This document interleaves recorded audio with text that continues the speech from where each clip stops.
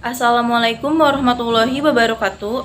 Perkenalkan, nama saya Amalia Putri, NIM 211100041 dari jurusan Hukum Keluarga Islam kelas B, perwakilan kelompok 1. Di sini saya akan menjelaskan mengenai pengertian, hakikat, dan fungsi ilmu sosial dasar. Baiklah, langsung saja ke slide selanjutnya. Pertama, pengertian ilmu sosial dasar.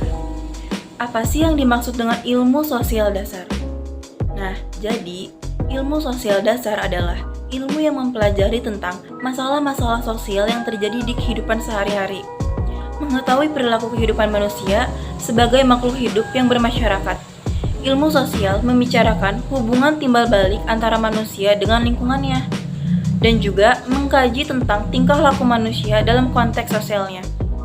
Jadi dari pengertian tersebut dapat disimpulkan bahwa ilmu sosial dasar ini mempelajari tentang cara manusia berkomunikasi dan berinteraksi antara satu sama lain. Karena komunikasi dan interaksi ini sangat penting untuk menjalin keharmonisan antara sesama manusia. Selanjutnya, ada hakikat ilmu sosial dasar. Ilmu sosial dasar yang digunakan dalam pendekatan interaksi sosial bermanfaat untuk kehidupan. Selain itu juga dapat digunakan dalam memecahkan masalah sosial. Sebab dalam ilmu sosial dasar yang terdapat konsep-konsep dasar yang ada dalam kehidupan bermasyarakat di sekitar. Selain itu, ilmu sosial dasar hakikatnya adalah ilmu yang muncul dan berkembang karena adanya masalah-masalah sosial yang terjadi pada diri manusia itu sendiri dalam bermasyarakat atau bersosialisasi.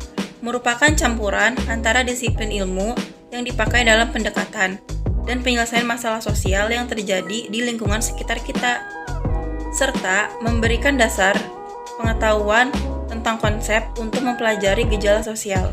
Selanjutnya membahas mengenai fungsi-fungsi ilmu sosial. Di sini saya akan membahas beberapa fungsi dari ilmu sosial dasar. Yang pertama, memahami dan menyadari adanya kenyataan. Maksudnya adalah agar kita dapat mengenal dan juga mengarahkan baik kenyataan maupun permasalahan sosial yang terdapat dalam lingkungan sosial kita. Yang kedua, peka akan permasalahan sosial dan tanggap untuk ikut serta dalam usaha menanggulanginya. Maksudnya adalah agar kita dapat mencegah permasalahan sosial yang terdapat dalam lingkungan sosial kita. Yang ketiga, menyadari bahwa setiap masalah sosial yang muncul dalam masyarakat itu bermacam-macam dan hanya dapat mendekati pembelajarannya secara kritis atau interdisipliner. Maksudnya, agar kita mampu menyadari tingkat kesulitan dan kerumitan setiap masalah yang ada. Yang keempat, paham akan jalan pemikiran para ahli dari bidang ilmu pengetahuan lain dan mampu berkomunikasi dengan mereka dalam rangka mencegah masalah sosial yang muncul di kehidupan sehari-hari. Jadi kesimpulannya adalah ilmu sosial dasar merupakan suatu kegiatan yang meliputi manusia sebagai faktor utamanya, yang mengkaji gejala-gejala sosial agar kehidupan berjalan dengan stabil. Gejala sosial antar suatu individu dengan individu lain yang berhubungan secara timbal balik. Sekian presentasi yang dapat saya sampaikan, semoga bermanfaat untuk kita semua, kurang lebihnya mohon maaf. Wabillahi taufiq wal hidayah. Wassalamualaikum warahmatullahi wabarakatuh. Sekian, terima kasih.